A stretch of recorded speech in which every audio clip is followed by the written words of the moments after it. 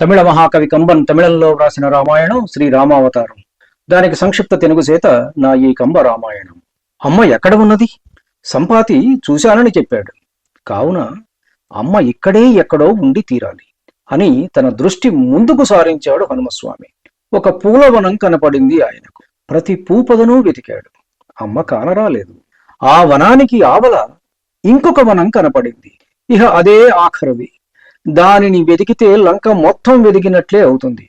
అక్కడ అమ్మ కనపడిందా సరి, లేకపోతే ఈ లంక మొత్తాన్ని ఎత్తి త్రికూట పర్వతానికి వేసి కొడతాను. దానిని సర్వనాశనం చేసి ఆపై నేను ప్రాణం విడుస్తాను అని నిశ్చయించుకుని ఆ వనంలో అడుగుపెట్టాడు ఆంజనేయుడు. ఆయన ఆ వనంలో అడుగు పెడుతుండగానే దేవతలు పుష్పవృష్టి కురిపించారు.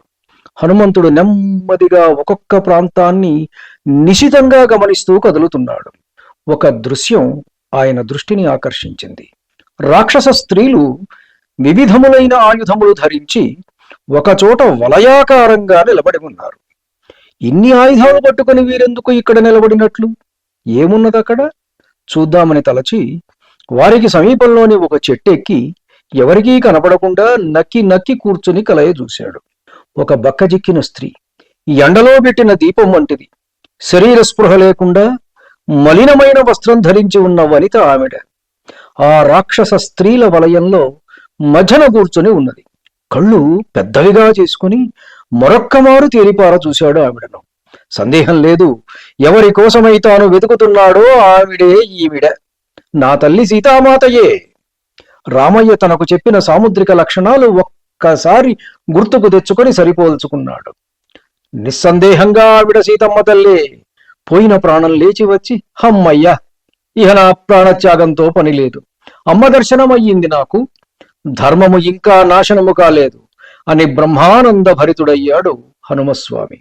సీతమ్మ క్రూరమైన రాక్షస స్త్రీల కాపలాలు పులుల గుంపులో చిక్కుకొని ప్రాణభయంతో విలవిలలాడే జింక పిల్లలాగా ఉన్నది సీతమ్మ. రామచంద్రుడు ఉన్న దిశలో కూర్చుని ధ్యాన నిమగ్నయై ఉన్నది సీతమ్మ. రాముడే ధ్యాస, రాముడే ధ్యానం. కనుల వెంట నీరు కారి కాలువల కట్టి కట్టుకున్న బట్టను తడుపుతూ ఉంటుంది కాసేపు.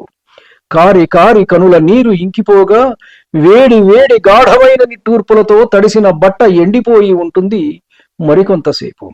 ఇలా మార్చి మార్చి జరుగుతూ ఇహ ఏడ్చే శక్తి లేక కనురెప్పలు భారంగా వాలి శూన్యంలోకి చూస్తూ కాసేపు.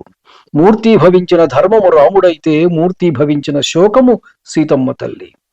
బండరాయి మీద నీరు లేక ఎండిపోయిన ఔషధపు మొక్కలా ఉన్నది సీతామాత.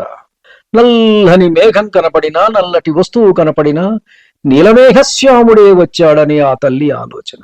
సముద్రపు అలలలాగా ఊబికి ఊబికి వచ్చే కన్నీరును ఆపుకునే ప్రయత్నం కూడా చేయదు ఆమె. నా తలరాతలో ఆత్మహత్య లేదు కాబోలు, అందుకే మరణం కోసం ప్రయత్నించిన ఫలితం దక్కడం లేదు అని వాపోతున్నది ఆవిడ. అన్ని వైపులా కలయ చూస్తూ ఉంటుంది.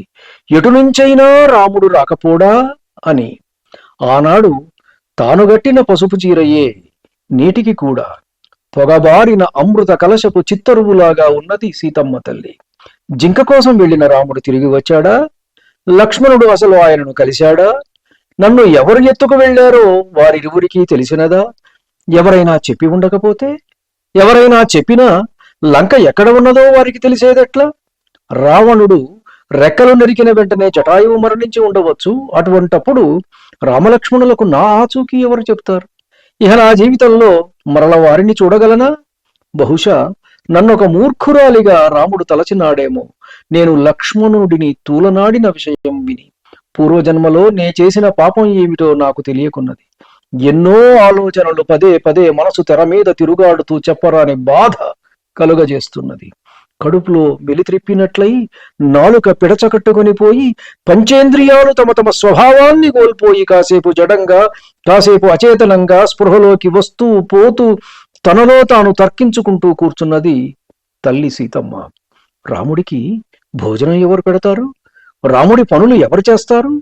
పాపం రాఘవుడికి రోజు ఎలా గడుస్తున్నదో. నా మనస్సులోని ఈ మోహానికి, ఈ ఆలోచన ప్రవాహానికి అడ్డుకట్ట వేయగల మందు ఏది? చీకటికి వెలుతురుకు, రాత్రికి పగలుకు, ఋతువుల మార్పు ఏదీ తెలియడం లేదు ఆమెకు. నేను రాముడికి దూరమైనాలని తెలిసి రాముడి తల్లులు ఆయనను మరల అయోధ్యకు తీసుకుని వెళ్ళినారేమో. అలా జరగదు. 14 దీక్ష పూర్తి కాకుండా రాముడు మరలిపోడు. మరి ఇంతవరకు ఆయన జాడలేదు. ఏమైనా అయినదా? జరగకూడనిది ఏమైనా జరిగినదా? అలా జరగదు. రాముడిని ఎదురించు మొనగాడు ఇలా తలంలో లేనే లేడు. ఒకటే ఆలోచన, ఎడతెగని ఆలోచన. సీతమ్మ మదిలో ఆలోచన ప్రవాహం అలా ప్రవహిస్తూనే ఉన్నది. ధన్యుణ్ణి. నమస్కారం. మీ ఊటుకూరు జానకి రామారావు.